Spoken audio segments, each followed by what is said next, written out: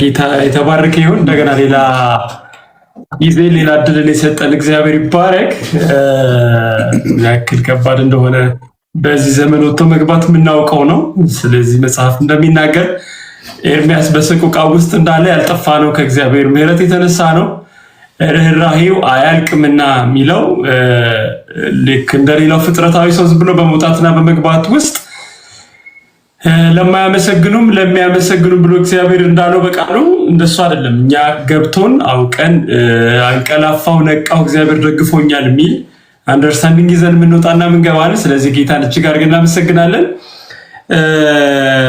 ከዚህ በፊት እግዚአብሔር ረድቶን 4 ሴሽኖችን በጣም አንዳች የሆነ ነገር እየገነባን እንደመጣን ፊል አደርጋለሁ። ከጠቅለል ካለው በጣም ሰፊ ከሆነው ቤተክርስቲያን ማናት ከሚለው ሐሳብ ተነስተን ከዛ በኋላ ዲኖሚኔሽኖች ደግሞ ምንድናቸው፣ ከዛ በኋላ አካልና ብልት የሚለው ነገር ምን እንደሆነ በጣም እግዚአብሔር ረድቶን ብዙ አወራን። በዛ ውስጥ እኛ ራሳችን እንደተጠቀምን አስባለሁ። ከዛ በኋላ ደግሞ ያው እንደ ብልት እያንዳንዳችን የጸጋ ስጦታ እንደተሰጠን የጸጋ ስጦታዎች በሚለው 4ኛው ሴሽን ላይ ተነጋገርንና እዛ ቦታ ላይ ስንነጋገር በአካል ውስጥ የሆነ ስራ የሌለው ብልት የለም የሚለው የመጨረሻ መደምደሚያችን ነበርና በተሰጠን በዚያ ስጦታ መጠን ደግሞ እግዚአብሔርን ለማክበር ለሰው ልጆች ጥቅም ደግሞ አካሉን ለማነጽ ለክርስቶስ አካል መፈሸን ወይም መሞሸር ስራ ይጠበቅብናል። በተሰጠን የጸጋ ስጦታ ለማገልገል ወይም ደግሞ ድርሻችንን ለመወጣት ሰዎች በእኛ አገልግሎት ሊጠቀሙ የነበረውን ጥቅም እንዳይጠቀሙ ያደርጋል፣ እግዚአብሔር እንዳይከብር ያደርጋል፣ ከዛ ደግሞ እኛን ባለዕዳ ያደርጋል የሚለውን ሀሳብ በጣም ቢውልድ አድርገን ነበር። አንድ ስታት ልንገራችሁና ወደ ጥያቄዎች ይሄዳለሁኝ። አንድ ጊዜ አንድ አገልጋይ ጓደኛዬ ምን አለኝ፣ አንድ የቤተ ክርስቲያናት ስልጠና ላይ የተገኘ ዳታ ነው ብሎ የነገረኝ ቁጥር ነውና ምን አለኝ፣ በቤተ ክርስቲያን ውስጥ ከሚገኙ 100 ሰዎች ውስጥ አለ በዛ ሪሰርች ውጤት መሰረት ማለት ነው ከዛ ከ100 ሰዎች ውስጥ 80ው በቤተ ክርስቲያን ውስጥ ምን እንደሚከናወን አያውቁም። ዝም ብለው በቃ አዳራሽ ውስጥ እየገቡ የሚወጡ የሚሄዱ የሚመጡ ናቸው ብሎ አለ። ከዛ በኋላ ደግሞ የቀሩት 15ቱ በቤተ ክርስቲያን ውስጥ ምን እንደሚካሄድ ያውቃሉ፣ ያለውን ችግር ይረዳሉ፣ መሪዎች የሚሰበሰቡበትን ኢሹ ያውቃሉ ወዘተ፣ ግን እጃቸውን ማስገባት አይፈልጉም ማለት። ከዛ ከቀረው 5% ውስጥ 3%ቱ ደግሞ የቤተ ክርስቲያን ዋና የብጥብጥ አጀንዳዎች ናቸው፣ ራስ ምታቶች ናቸው ብሎ ተናገረ። ሪሰርቹ ነው ያለው ያለው 2% 2% ብቻ ግን በቤተ ክርስቲያን ጉዳይ ላይ ያገባኛል ብለው እጃቸውን የሚያስገቡና በእግዚአብሔር ቤት ጉዳይ ላይ ባለቤት ባለ ጉዳይ ሆነው የሚቀርቡ ናቸው ብሎ አለ። ዳታው የራሱ ቬሪፊኬሽን የሚያስፈልገው ሆኖ ማለት ነው። ከሪያሊቲው አንጻር ስታዩት የሆነ ነገር ተመሳሳይ ነገር እንዳለው ይታያል። እና መቼም ለመወቃቀስ አይደለም፣ እዚህ ቦታ ላይ ሁላችን ቪክቲሞች ነን። እኛ ሁላችን በተሰጠን ጸጋ እያገለገልን አይደለም። የመሳሰሉት ነገሮች በቃ እስካሁን ስናወራባቸው የነበሩት ነገሮች አላማቸው ቤተክርስቲያንን ለማነጽ እኛን ራሳችንን ጨምሮ የምናደርጋቸው እንደሆኑ ለመኮንን ሳይሆን ሁላችን ደካሞች እንደሆነ አውቀን ግን እውነት አርነት እንደሚያወጣን በመረዳዳት በሱ ለማድረግ የምናደርጋቸው እንደሆኑ እናውቃለን። መጽሐፍም ሲናገር ውሸትን እያፈረስን እውነትን እንድንገነባ መጽሐፍ ይናገራል። እና ዛሬ የምናወራው ስለዚህ የጸጋ ስጦታ ሁላችን ጋር ካለ ስለዚህ አገልጋዮች ነን ማለት ነው። በሌላ አገላለጽ የሚለው በጣም መሰረታዊ ነገር ነው ማለት ነው። ስለዚህ ወደ ጥያቄዎቹ እሄዳለሁ። ከዚህ በኋላ ባለን ጊዜ ውስጥ ሁሌ እንደምናደርገው ምን ማለት ነው የሚለውን ሐሳብ ወይም ደግሞ የቃሉ ፍቺ ምንድነው በሚለው ሐሳብ ብንነሳ በጣም ብዙ ነገርን ያብራራል። እስከዛሬ ድረስ እንደምንነጋገረው ቢግኒንግ ኢዝ አዚ 50% ኮምፕሊሽን ይባላልና ጆሲ ዛሬ ካንተ ጋር ልጀምር። አገልግሎት ምን ማለት ነው የሚለውን ሐሳብ እስኪ ትንሽ አብራራልን።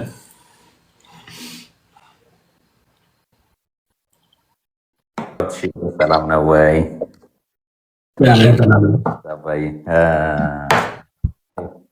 እንግዲህ አገልግሎት ምንድን ነው?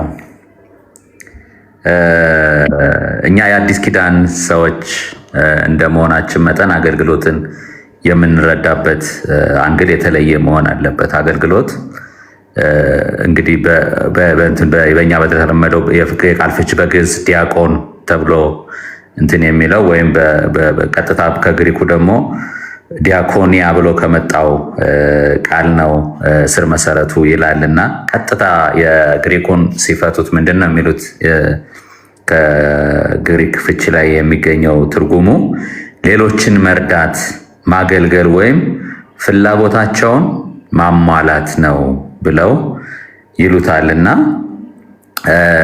ቀላል እንትን አይደለም። አገልግሎት ሲባል እንደው ዝም ብለን ከሩቅ እንደምናየው በጣም ከባድ ወይም ደግሞ በጣም ቀላል አድርገን እንዳናየው ትክክለኛ ፍቺው ምንድነው የሚለውን ነገር ማወቅ መቻል አለብን። አንዳንድ ጊዜ አገልግሎት ሲባል ከዚህ በፊትም እንደምንለው ለተወሰኑ ሰዎች ብቻ ተሰጥቶ እንትን የሚል ስለሚመስለን ዴፊኒሽኑ ሌሎችን መርዳት፣ ማገልገል ወይም ፍላጎታቸውን ማሟላት የሚል ነውና መጽሐፍ ቅዱሳዊ ትርጉሙ እንግዲህ አገልግሎት ማለት እግዚአብሔር የሰጠንን ጸጋና መለኮታዊ ፍቅር ተጠቅመን የሰዎች መንፈሳዊና አካላዊ ፍላጎት የምንሞላበት የእግዚአብሔርን በጎነት ደግሞ ለዓለም የምናሳይበት ሕያው ተግባር ነው።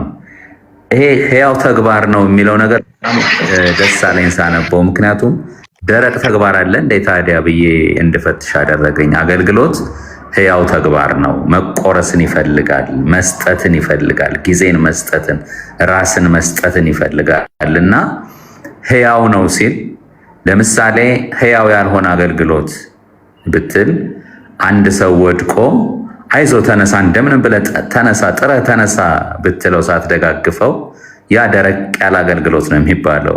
ሰውየውን ሞራል ሰጥተው ሊሆን ይችላል፣ ግን የሆነ የተቆረሰ ነገር የለህም እና ይሄ መጽሐፍ ቅዱሳዊ ትርጓሜ ግን ለአገልግሎት የሰጠው ሕያው ተግባር ነው። ገንዘብህን ከኪስህ አውጥተህ እንደምትሰጠው አንድን ሰው ወድቆ ጌታ ኢየሱስ ክርስቶስ እንዳደረገው ቁስሎቹን አብሶ ደጋግፎ አንስቶ ተሸክሞት እንደሄድ እንደዛ አይነት እንትን ይፈልጋል። ሕያው የሆነ ተግባር ነው ሲል እሱን እንትን ይላልና ደስ ያለኝ ደግሞ ማቲው ሄንሪ የተባለ አንድ ኮሜንታሪ ወይም እንደዚህ መጽሐፍቶችን የሚተነትን አለውና ክርስቲያናዊ አገልግሎት ሁለት መልክ አለው። አንደኛው የእግዚአብሔርን ታላቅነትና በጎነት ለዓለም ለማወጅ ወይም ምስክርነት ሲሆን ሁለተኛውን ደግሞ ብሎ ያደረገው ምንድነው? ቅዱሳንን እርስ በርስ ማነጽና መደገፍ ነው ብሎ the two facets of አገልግሎትን የአገልግሎትን ሁለቱ ገጽታዎች ብሎ እንትን ይላል እና እንደው ዴፊኒሽኑን እንትን ብዬ ከማድረጌ በፊት እንደ ምሳሌ አንድ እንትን ባነሳ በቤተክርስቲያን መድረክ ላይ ቆሞ ማስተማር ብቻ አገልግሎት አድርገን እንዳንወስደው የደከመን ወንድም ማበርታት፣ የተራበን ማብላት ወይም የቤተክርስቲያንን ንብረት መንከባከብ ሁሉ እውነተኛ አገልግሎት ናቸው። ስለዚህ አገልግሎትን ከዚህ አንግል ዴፊኒሽኖችን እያየሁኝ እኔም ራሴ እየተባረኩበት ነበረ። ቴንኪው ሀብትሽ፣ ወደ አንተ። ጌታ ኢየሱስ ይባርክ። ጆሲ በጣም እኔም ሳነብን የቆየሁት ግን ብዙ ወደ ራሴ የቀረበ ሆኖ ነው ያገኘሁት አሁን እና ማለት እንዲሁ ዝም ብለን ኢንጀነራል አገልግሎት ሁላችንም አገልጋዮችን ከምንለው ንግግር ልፍ ያለ በጣም ከዕለት ዕለት ወኪንጋችን ጋር በጣም የተቀራረበ እንደሆነ የምንመለከተው ነው ማለት ነው። ከባለፈው ሀሳባችን ጋር ፍሎው ያለው ነገር ነው። እያንዳንዳችን ብልት ነን አይደል? ከዛ አካሉ ፋንክሽን እንዲያደርግ እያንዳንዱ ብልት ፋንክሽን ማድረግ አለበት። ብልት ሆኖ ደግሞ ከዛ ከአንዱ ከተጠመቅንበት መንፈስ ስጦታ ያልተቀበለ ሰው የለም የሚለውን ሀሳብ ይዘን ነበር የመጣውና ጆሲ ጌታ ኢየሱስ ይባርክ። ሌሎችን መርዳት፣ እግዚአብሔርን ማክበር፣ በሌላ አገላለጽ ባለፈው የጸጋ ስጦታ ፐርፐዝ ምንድነው ብለን ከተነጋገርነው ሀሳብ ጋር አብሮ የሚፈስ ነገር አለውና ከዛ ውጭ ደስ ያለ ነገር ሕያው ነው አገልግሎት። ልክ ቤተክርስቲያን ሕያው ናት እንዳልነው ብልቶች ሕያው ናቸው እንዳልነው አገልግሎትም ራሱ ብልት ነው የሚለው ነገር ሌላ በጣም የሚደንቅ ነገር ነውና ጌታ ኢየሱስ ይባርክ። ጆሲ በጣም ደስ ብሎኛል። ጌቼ ወደ አንተ ልምጣ። የምናገለግለው ማንን ነው? በእርግጥ ጆሲ ትንሽ የደካካው ነገር አለ፣ ግን ሰፋ አድርገን ሰውን ማገልገልና እግዚአብሔርን ማገልገል የሚለውን ነገር ትንሽ በተንተን አድርገን ብናወራው። እሺ፣ ያው ጆስም እንዳልከው ጀምሮታል። የሁለት ቱ ፋሴትስ ኦፍ ሰርቪስ ብሎ ነበር፣ ወይም የአገልግሎት ሁለት ገጽታ። እንደኔ አተያይ ግን ሶስተኛ አለ ባይ ነኝ እና በአማርኛ በእንግሊዝኛ ብዙ አትናገሩ ስለተባለ ኢንዋርድ ወደ ውስጥ ቤተክርስቲያንን ወይም ያመኑ ሰዎችን የምናገለግል ሲሆን አውትዋርድ ደግሞ ያላመኑ ሰዎችን ወይም ቅድም ጆስ ምስክርነት ያለው ወይም ደግሞ ቆላሲስ ላይ ምንድነው ቆሮንቶስ ላይ በእናንተ የማስታረቅን አገልግሎት አስቀመጠ፣ ስለዚህ ታረቁ ብለን እንለምናለን የሚለው ዘ ሚኒስትሪ ኦፍ ሪኮንሲሊዬሽን ወይም ማስታረቅ አገልግሎት አለ። ይሄ ወደ ውጭ ማለት ነው። ወደ ውስጥ አካሉን ለማነጽ ባለፈው እንዳየ ነው። ወደ ውጭ ደግሞ ከውጭ ያሉትን ወደ ውስጥ ለማምጣት ከዛ በዚህ ነገር ሁሉ ደግሞ ግን የሚገለገል እግዚአብሔር አለ አፕዋርድ ወይም ወደ ላይ ማለት ነው። ስለዚህ አገልግሎት ሶስት ገጽታ አለው ነው የምናገለግለው ሶስት ነው ብለን እንወስዳለን። ይሄ ነገር የራሴ ቃል እንዳይሆን እንደውም ጳውሎስ ቃል በቃል በቆላሲስ ላይ 3:23 ላይ እንዲህ ነው የሚለው የምታገለግሉት ጌታን ነው። እንደውም እኔ መጽሐፍ ቅዱስ ሳጠና አንዱ መደብ ኳድራንት መስራት ነው፣ ሁለተኛው ደግሞ ቬን ዲያግራም መስራት ነው። እንትኑን ግልጽ ለማድረግ እና ይህም ቬን ዲያግራም እየሰራው ነበር። አንዱ እግዚአብሔር አንዱ ጋር ወደ ውስጥ ቤተክርስቲያን ኢንዋርድ የሚለው እና ወደ ውጭ ሶስቱ አሉ። ከዛ የሶስቱ ኢንተርሴክሽን ደግሞ አለች ማለት ነው።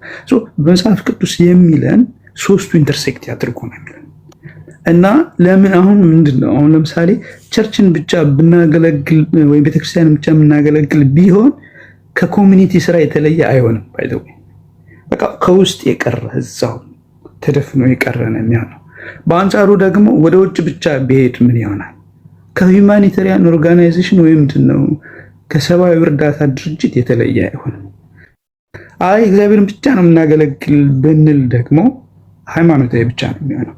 ስለዚህ ይሄ ቬን ዲያግራም የሶስቱ ኢንተርሴክሽን መጽሐፍ ቅዱስን እንደሚለን የምናገለግለው በእርግጥ ሰውን ነው ከውስጥም ከውጭም ያሉ እነሱን በማገልገል ግን የምናገለግለው ደግሞ አንድ እግዚአብሔር አለ ማለት ነው። ነገር ግን እዚህ ጋር ጥንቃቄ ይፈልጋል። ደግሞ በተቃራኒ ወስደን እንደ ጳውሎስ ምንድነው ሐዋርያት 17 ላይ የፓጋን አስተሳሰብ አለ። ፓጋን አስተሳሰብ ደግሞ ምንድነው ኮሬክት ሲያስተካክላቸው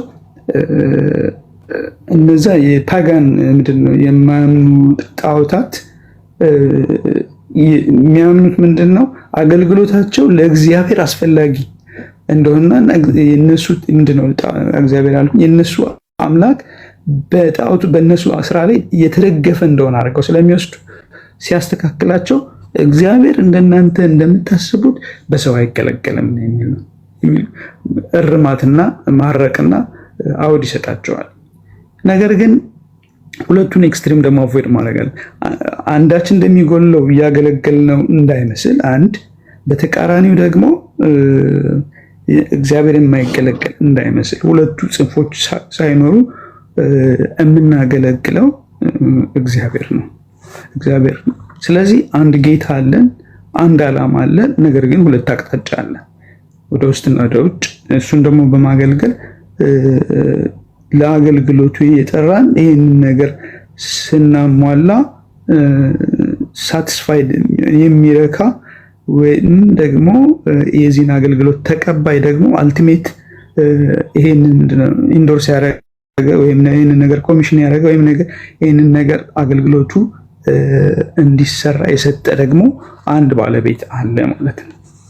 ስለዚህ አገልግሎት የምናገለግለው ማንን ነው የሚለውን አንድ ከመጽሐፍ ቅዱስ እንዲህ ካነሳው ይሄንን ሞዴል ግን ከማን እንቅዳ ብለን ስናይ ሞዴል የምንቀዳው ሁሌም ከጌታ ከራሱ ነው እና ወደ ላይ ሲናገር የላከኝ ፈቃድ ነው የማደርገው የሚል በተደጋጋሚ እናያለን። በተለይ በዮሐንስ ወንጌል በምናውቀው በተለመደው በዮሐንስ 4 ምሳ አርቦት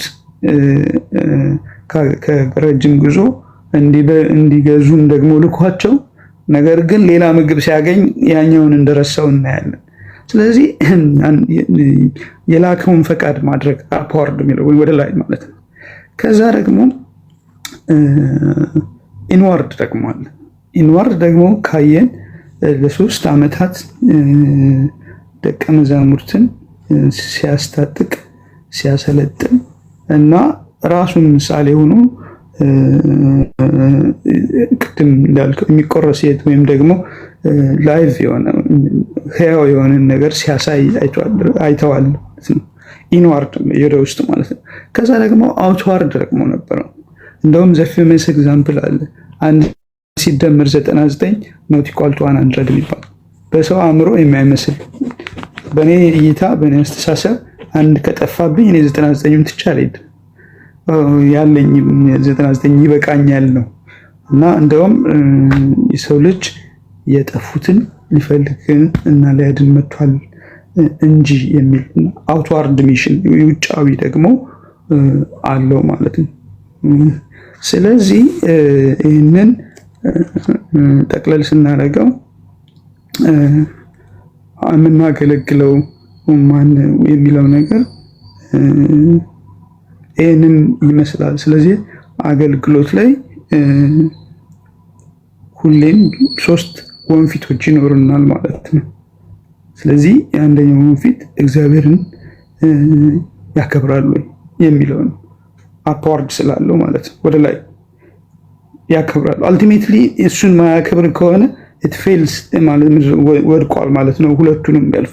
ሌላኛው ደግሞ አካሉን አንጿል ወይ does it build the body inward ወደ ውስጥ ስናይ ማለት ነው። ከዛ ሶስተኛው ደግሞ does it bring others to the church ወይስ እየገፋን ነው ወይስ እየሳብን ነው? ጭራሽ መሳብ ሲገባን ቅድም እንደተባሉ በፐርሰንቴጅ ውስጥ 3ቱ የብጥብጥ ዋና ሪፒል የሚያደርጉ አንድ ቤተክርስቲያን ጋር አንዲትን ልጅ ጋብዣት ሄድኩና ማይክልን ገዛ የ2 ሚሊዮን ብር ሲባል ከዚህ ቤተክርስቲያን ሁለተኛ ተመልሻ አልመጣም ብላ ሄደችና አንዳንድ የሚደረገው በማይክ ላይ 2 ሚሊዮን አሁን አይደለም ያው 10 years back ነው በድሮ 2 ሚሊዮን እና አንዳንድ የምናደርገው ነገር የሚገፋ መሆን የለበትም። ስለዚህ እንዳላበዛው፣ ስለዚህ ወደ ላይ ወደ ውስጥና ወደ ውጭ የሚለው ነው። ስለዚህ ወደ ውጭ እንደ ማግኔት ይስባል ወይ ሌሎቹን ቅድም በምስክርነትም በምናደርገው ነገር ከኛ በምናሳየው ህይወት፣ ወደ ውስጥ ደግሞ አካሉን ቅድም የብጥብጥ ምንጭ የሆነ ነው ውስጥ ለውስጥ ቀዳዳውን እያሰፋን ሽንቁሩን እያሰፋን ስንጥቃቱን እያሰፋን ነው ወይ የሚለው ነው እና ወደ ላይ ደግሞ ያከብራል ወይ የሚለው ነው። ስለዚህ የምናገለግለው ማን ነው የሚለው በዚህ በሶስቱ ነገር ነው ብዬ እኔ እወስዳለሁ። ጌታ ኢየሱስ ይባርክ። ጌቼ በደንብ ነው በትንትን ያደረከው። ጌታ ይባርክ። በጣም ደስ ይለኛል በእውነት በእናንተ ውስጥ ስላለው ጸጋ ጌታን እጅግ አድርጌ አመሰግናለሁ። ማለት መጽሐፍ ቅዱስ ሲናገር ታማኝ አድርጎ ቆጥሮኝ ይልና ነው ከዛ በኋላ ለአገልግሎቱ ሾመኝ ብሎ የሚናገረው እና ሁሉ ከእርሱ ሁሉ በእርሱ ደግሞ ሁሉ ለእርሱ ክብር ተብሎ እንደተጻፈ ጌችማው በሰጠን ትንተና ውስጥ አልቲሜትሊ እግዚአብሔርን እንዲያከብር ይጠበቃል። ባለፈው ሳምንትም የጸጋ ስጦታዎች መሰጠት ምክንያት ምንድን ነው ብለን እንደተነጋገር ነው። ከዛ በኋላ ደግሞ አካሉን ማነጽ ያስፈልገዋል። መጨረሻ ላይ ላስትሊ ደግሞ ሌሎች ሰዎችን መጥቀም ወደ ክርስቶስ ማምጣት ይጠበቅበታል። ወይም በሌላ አገላለጽ ፍሩት እንዲኖረው በጣም ያስፈልጋል ማለት ነው። ሰው በዚህ ሁኔታ ውስጥ አሁን ጌችም ትንሽ ሊነካካው እንደሞከረው እኛ ሁላችን ብሎ አንደኛ ጴጥሮስ ምዕራፍ 4 ላይ ሲናገር የእግዚአብሔር ጸጋ ደጋግ መጋቢዎች ነን ብሎ ይናገራል እና ለእያንዳንዱ መንፈስ ቅዱስን መግለጥ ይሰጠዋል ተባብለን ባለፈው አንደኛ ቆሮንቶስ ምዕራፍ 12 ላይ ያለ ሐሳብም ጋር ስናወራ ነበርና ሁላችን አገልጋዮች እንደሆነ በሚናገርበት ክፍል ላይ ምናልባት በደንብ ባነበው ከላኩላችሁ ሐሳብ ጋር አገልግሎት የሚለውን ነገር አሁን ቅድም ጆሲ ሲያነሳው ጀምሮ ሁላችን አገልጋዮች እንደሆነ አገልግሎት ግን በጣም ሰፊ ሐሳብ እንደሆነ እየተነጋገርን ነበር እና ማንም ሰው ለማገልገል ደግሞ ምናገለግለው በዋነኛነት እግዚአብሔር ስለሆነ እግዚአብሔር ጸጋ ያስፈልገዋል የሚል ሐሳብን አውርተናል። ሰው እያንዳንዳችን ጸጋ ተሰጥቶናል። በዛ በተሰጠ ጸጋ እግዚአብሔርን እናገለግላለን ብለን እንላለንና አንደኛ ጴጥሮስ ምዕራፍ 4 ቁጥር 8 ላይ ከሁሉ በፊት እርስ በርሳችሁ አጥብቃችሁ ተዋደዱ፣ ያለ ማንጎራጎር እርስ በርሳችሁ እንግድነት ተቀባበሉ፣ ልዩ ልዩን የእግዚአብሔር ጸጋ ደጋግ መጋቢዎች እንደመሆናችሁ እያንዳንዳችሁ የጸጋን ስጦታ እንደተቀበላችሁ መጠን በዚያው ጸጋ እርስ በርሳችሁ አገልግሉ ብሎ ይናገራልና ከዚህ ሐሳብ ላይ ተነስተሽ ቅድም ጆሲና ጌችም ሊናገሩ ካሉት ሐሳብ ጋር የተሰጠነው የጸጋ ስጦታ እንዴት አድርገን አሁን እዚህ ጋር እንደሚናገረው ደጋግ መጋቢ ሆነን ማገልገል እንችላለን የሚለውን ሐሳብ ከተቀበልነው የጸጋ ስጦታ ጋር እንዲሁም ደግሞ በዚህ የጸጋ ስጦታ ታማኝ ተደርገን ተቆጥረን በምናገለግለው አገልግሎት ውስጥ እኛ ጋር የሚያመጣው ወይ ደግሞ እግዚአብሔር ጋር የሚወስደው ነገር ምን ይመስላል የሚለውን አንቺ ጋር ላምጣው። እሺ፣ እንዴት አመሻችሁ? እኔ በጣም ደህና ነኝ፣ እግዚአብሔር ይመስገን። እሺ ይህን ክፍል እኔም ፖይንቶቹን ከላክልን በኋላ ለማየት እየሞከርኩኝ ነበርና በዚህ ፖይንት ላይ ተነስቼ ያሰብኩኝ ነበርና ክፍሉ የሚያወራው እኔ እንደተረዳው ስለ ባላደራነት ነው። ወይንም የተቀበልነው የኛ አይደለም፣ የተሰጠነው ለኛም አይደለም። ስለዚህ እኛ እንደ ባላደራ የትኛውንም የተቀበልነው ነገር ኖት ኦንሊ ጸጋ ብቻ የትኛውም ነገር ማነው ሲነካካው ነበረ ምንም ያልተቀበልነው ነገር የለንም ሲጀመር ማለት ነው። ሁሉንም ተቀብለን ነው ህይወታችንንም ጨምርና ጸጋንም ምክንያቱም ስለ አገልግሎት ስናወራ አገልግሎት በጸጋ ስለሆነ ጸጋም ደግሞ ተቀብለነው ስለሆነ የተቀበልነውን ነገር ለሌሎች ለመስጠት እኛ ባላደራ እንደሆንን የሚናገር ክፍል ነውና እኔ ማገልገልን ስረዳ ለጌታ ፍቃድ ወይም ለጌታ ሐሳብ ወይንም ሊያደርግ ለፈለገው ነገር ራስን መስጠት ነው ብዬ ነው ማስበው። ሁለንተናን መስጠት ነው ለኔ አገልግሎት ማለት። የእግዚአብሔር ፍቃድ አሁንም ሲባል እንደነበረው ጌችም ሲል እንደነበረው የላከኝን ፍቃድ አለ አይደለ ባይዘው በሱ የእግዚአብሔር ፍቃድ የአባቱን ፍቃድ በማገልገል ውስጥ ነው እኛን ያገለገለን ማለት ነው። ስለዚህ ለጌታ ፍቃድ መኖር ማገልገል ሲባል አገልጋይና ተገልጋይ አለ፣ የምናገለግለው ጌታ አለን። እኛ ደግሞ እንደ ባሪያ እንደ አገልጋይ ነገር ግን ወዶ አገልጋይ ነን። በፍቃድ የምናገለግል በፍቅር የምናገለግል ሰዎች ነን። ግን የተቀበልነው ነገር በጣም ማለት ከዛም ዝቅ ብሎ ማንም የሚናገር እንደ እግዚአብሔር ቃል ይናገር ለእግዚአብሔር ክብር ይሁን እያለ ይናገራል አይደለ ክፍሉ። ስለዚህ አገልግሎት ስናገለግል ወይንም ደግሞ የተሰጠን ጸጋ አንደኛ የኛ እንዳልሆነ የሚያሳይ ክፍል ነው። ሁለተኛ ደግሞ እንደ ባለ አደራ በጣም አካውንታቢሊቲ አለው። አንተ መጀመሪያ አካባቢ ስታወራ ነበረ የታለንቱ ምሳሌዎችን በደንብ ያብራራዋል።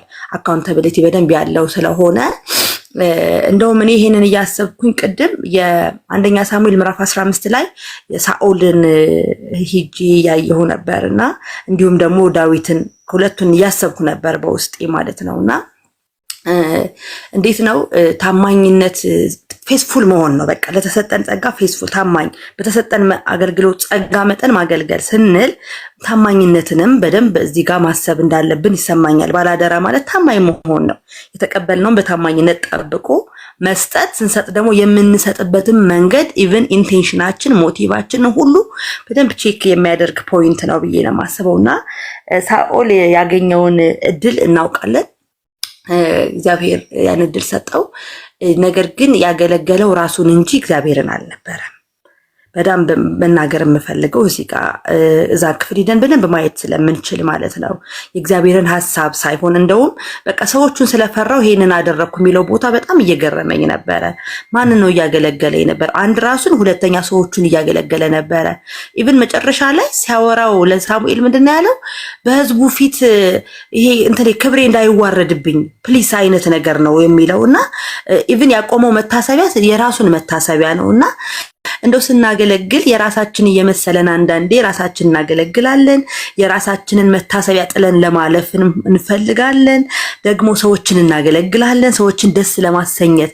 እንደውም ጳውሎስ እንደዛ ይላል፣ ሰውን ደስ ላሰኝ ወይስ እግዚአብሔርን ደስ ላሰኝ ፈልጋለሁ። እንደውም ሌላ ቦታ ላይ ደግሞ ሰዎችን ደስ ለማሰኘት ጆሮአቸውን የሚያሳክክ ትምህርት ይላል አይደል? እና እንደው ማንን ነው እያገለግልን ያለ? በተሰጠን ጸጋስ እውነት ፌዝፉል ነን ወይ?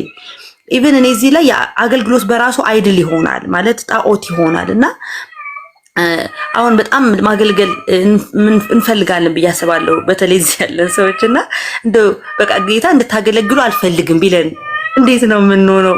እኔ እውነት በጣም እንድናስበው ስለምፈልግ ነውና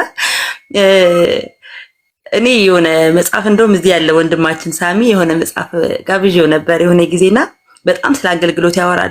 በተለይ አገልግሎት አይድል እንዳይሆንብን በህይወታችን በጣም የሚያስጠነቅቅ ነው። ምክንያቱም አንዳንድ ከጌታ በላይ አገልግሎትን ስለምንወድ ማለት ነው። እና የምናገለግለውን ጌታ ሳይሆን የምናገለግለውን አገልግሎት ነው የምንወደው። ግን እኔ አገልግሎት ይነሳል ብዬ ራሱ ማስበው የምናገለግለውን ከመውደድ ነው። ምክንያቱም ክርስቶስ እኛን ሊያገለግል መጣ ይላልና ሊያገለግል ያስመጣው ፍቅር ነው። እኔ እንደውም አገልግሎትንና ስራን የምለይበት መንገድ ፍቅር የሚለው ነው። አገልግሎት በፍቅር ነው የሚሆነው። የምናገለግለውን ህዝብ የምናገለግለውን ጌታ ካልወደድን አገልግሎት ሁሉ አይደለም የምለው። ስራ ቢሆን ተቀጥሮ ቅጥር ሰራተኛ ነው ሊሆን የሚችለው። ስለዚህ ሰው የማይወደውን አያገለግልም ሲጀመር። እኔ እንደዛ ነው የማስበው። ካልሆነ በግድ ከሆነ አገልግሎት አይደለም። ስለዚህ እንደውም አገልግሎት በኋላ ላይ እናንተ ትመልሱታላችሁ። ግን አገልግሎት ምን ያስፈልጋል የሚል ፖይንት ነበርና ፍቅር ብዬ ነው አንደኛውን ያስቀመጥኩት። ከዛ ፈቃድ እያልኩ ነበር የሄድኩት። ምክንያቱም አገልግሎት የሚለውን ቃል ራሱ አገልግሎት የሚያሰኘው በፍቅር ሲሆን ነውና የዳዊትን ደግሞ ስናይ የጌታን ፈቃድ ያገለገለ የልቤ ሰው የተባለ እንደ ልቤ የተባለ ቢኮዝ በቃ አገልግሎት ላይ ባሪያ ምንም መብት የሌለው የጌታውን ፈቃድ ብቻ የሚያደርግ በቃ አገልጋይ የሚለው ቃል እሱ ነውና ኢቭን እዚህ ላይ ማንሳት የምፈልገው ማንንም ከእናንተ ታላቅ መሆን ቢፈልግ አገልጋይ ይሁን የሚለውን ፖይንት ያየሁኝ ነበርና አገልግሎት አንዳንዴ ስታተስ ይመስለናል። እኔ ለዛ ይመስለኛል የምንራኮት የሆነ ሶሻል ስታተስ መስሎ ምናምንና የሚጠይቀው ግን የመጨረሻ መስጠትን፣ ራስን መተውን፣ ለሌላው መኖርን በቃ የክርስቶስ ህይወት ነው። አገልግሎት ራሱ አብረን የተካፈልን ህይወት ነው ብዬ ነው ማስበው። ምክንያቱም ሊያገለግል ስለመጣ ማለት ነውና አገልግሎት የሚለው ቃል በራሱ ያየንበት መንገድ። ስለዚህ በዚህ ሁሉ ማወራው ምንድነው? እነዚህ ሁሉ ታማኝነት ስለሚነካ ነው። ባላደራነትን እነዚህን ሁሉ ይነካል። ስለዚህ በእውነት እኔ በጣም ቼክ መደረግ ያለበት እንደውም ልባችን ነው ብዬ ነው ማስበው። እዚህ ጋር ልባችን ቼክ ማድረግ አለብን። ሁሌም ለማገልገል ስናስብ ማንን ነው እያገለገልኩት ያለሁት? ራሴን እያገለገልኩኝ እንዳይሆን፣ የማገልገል ጥማቴን እያገለገልኩት እንዳይሆን፣ እሱን ፍላጎቴን የመታወቅ ፍላጎቴን ቅድም ሌላ ወንድሜም እያለ ስለነበር ማለት ነውና በጣም ፌስፉል እንድንሆን የተሰጠን ጸጋ በትክክል ለሰጠን እንድናገለግለው የሚለውን ነው። አቢዩዝ እንዳናደርገውም በደንብ የሚናገር ክፍል ነው። እንግዲህ በኋላ እድል ካገኘው እመጣለሁ። ተባረክ። ጌታ ኢየሱስ ይባርክሽ። ጽዬ በደንብ ነው ያብራራሽልን። ቅድም ጌች ሲያወራ አንድ ነገር እያለ ነበር። እግዚአብሔር የሆነ ነገር አቶ እንድናገለግለው የጠራን እንዳይመስልን አለ እና በጣም ነው ማለት ውስጤን የነካው። አንድ ጊዜ እንደዚሁ አንድ ቤተክርስቲያን ስልጠና ላይ አሰልጣኙ ምን አለ? The perfect God is trying to do a perfect job with the imperfect person አለ። በጣም ፐርፌክት የሆነው እግዚአብሔር፣ ፍጹም የሆነው እግዚአብሔር ፍጹም የሆነ ስራን ወይም ደግሞ ንጽሕት፣ ክብርት፣ ቅድስት የሆነች ነውር አልባ የሆነች ቤተክርስቲያንን ፍጹም ባልሆነው ሰው ለመስራት ይታገላል ብለዋልና በጣም ይደነቀኝ። ማለት እግዚአብሔር አንዳቸው የሆነ ነገር አጥቶ ሳይሆን አብረን ሰራተኞች ነን ብለው እንዳሉ ሐዋርያቱ አብረን ሰራተኞች እንድንሆን ይህ ታላቁ ጌታ የሰማይና የምድሩ ጌታ የሰጠንን ዕድል አንደርስታንድ ማድረግ በጣም መሰረታዊ እንደሆነ እንድናስብ ያስፈልገናል ማለት ነው። ጋሽ ወደ አንተ ነው መጣው ማን አለ ጋር መጣለው። አሁን ይሄ ባለፈው ሳምንት ስንጨርስ ከጨረስነው ነገር ውስጥ አንዱ የሚበልጠው የጸጋ ስጦታ ምንድነው የሚል ጥያቄ አንስተን ጆሲዬ ፍቅር እንደሆነ አውርቶልን መጨረሻ ላይ በሱ ሐሳብ በጣም ተግባብተን ነበር ነው። አሁንም ያነበብኩት አንደኛ ጴጥሮስ ምዕራፍ 4 ላይ ስለ አገልግሎት ከመናገሩ በፊት መጀመሪያ ከሁሉ በፊት እርስ በርሳቸው አጥብቃችሁ ተዋደዱ ይላልና ከዛ በኋላ ስለ አገልግሎቱ ይናገርና ማንም የሚያገለግል ቢኖር እንደ እግዚአብሔር ቃል የሚናገር ቢኖር እንደ እግዚአብሔር ቃል እግዚአብሔር በሰጠኝ ጸጋ እግዚአብሔር ባበዛልኝ ጸጋ እንዲያደርግ ብሎ ይናገራል። ከዛም በተጨማሪ ጌታ ኢየሱስም እንደዚሁ አይ ቲንክ ሉቃስ 17 ላይ ይመስለኛል ስታገለግሉ ልናደርግ የተገባንን አድርገናል ብሎ ይላል እና ጋሻ ተጋማመጣው ነገር አንደኛ በዚህ ዘመን ያለውን ኤክስፒሪየንስ እንዴት ታየዋለህ? ከዛ በተጨማሪ ደግሞ ማሰሪያም እንዲሆንልን እኛስ አሁን እንደዚህ የጸጋ ስጦታ ተሰጥቶናል ብለን ካልን በኋላ እግዚአብሔርን እንዴት ማገልገል ይገባናል ብለህ ታስባለህ? እሺ መልካም ውይይቱ በጣም ጠቃሚ ነው። ጥሩ ሀሳቦች እየተማረ ነው። ጌታ ይባርካችሁ ማለት ፈልጋለሁ። ምናልባትም እኔ በዚህ ዘመን ስናገለግል የመጀመሪያው እና ትልቁ ነገር መጽሐፍ ቅዱስ እንደሚለው ልናደርግ የሚገባንን አድርገናል፣ ግን የማንጠቅም ባሪያዎች ነን ብሎ የሚለው ቃል እኔ ሁልጊዜ ይገርመኛልና በትንሹም ነገር ቢሆን ለአገልግሎት እኔ ስቆም ይሄንን አስባለሁ። እንደዚህ ብናስብ መጽሐፍ ቅዱሳዊ እውነት ነው። ቃሉ መሰረቱ እንደዛ ነው የሚለውና በቃ ከኛ የሆነ አይደለም ማለት ነው። በቃ ልናደርግ የሚገባውን አድርገናል፣ ግን የማንጠቅም ባሪያዎች ነን በሉ ይላል እና ይሄም ያመለክተው ምንድነው? ትህትናን ነው። በቃ ከሰውየው የሆነ ምንም ነገር እንደሌለ ግን ሊያደርገው የሚገባው አለ፣ የታዘዘ ያንን ያደርጋል እና ልክ አንድን ባሪያ ጌታ እንደ ምሳሌ ሲሰጥ ምንድነው ከእርሻ የተመለሰን ግን ኋላ ሲመጣ ሲደክም ውሏል እና ብሎ እንትን አይለው እንደገና ከዛ በኋላ ደግሞ እራቱን ወይ እንዲያበላው ሌላ ተግባርም ደግሞ ይጨመርበታል እና በዚህ አይነት ትህትና መንፈስ ብናገለግል እግዚአብሔርም ይከብራል፣ ሰዎችም ይታነጻሉ፣ ክርስቶስን ማየት ለሰዎች ይሆናል። ነገር ግን ያው ቀደም ሌሎች ተናጋሪዎች ሲናገሩ እንደነበሩት በዚህ መንፈስ የማንናገር ከሆነ ራሳችንን ነው የምናሳየው ማለት ነው። በትህትና ያልሆነ ክርስቶስ በመጽሐፍ ቅዱስ በታሪክ ውስጥ ስናይ ማለት ነው ባገለገለባቸው ሂደቶች ውስጥ ትልቁ ነገር ያሳየው ትህትናን ነው፣ በስዕላዊ መግለጫ የገለጸው ማለት ነው። እና የደቀ መዛሙርቱን እንግዲህ እናስብ፣ መምህርና ጌታ ነበር ሲሉት የነበር አዎ እንዲሁም ነኝ አላቸው።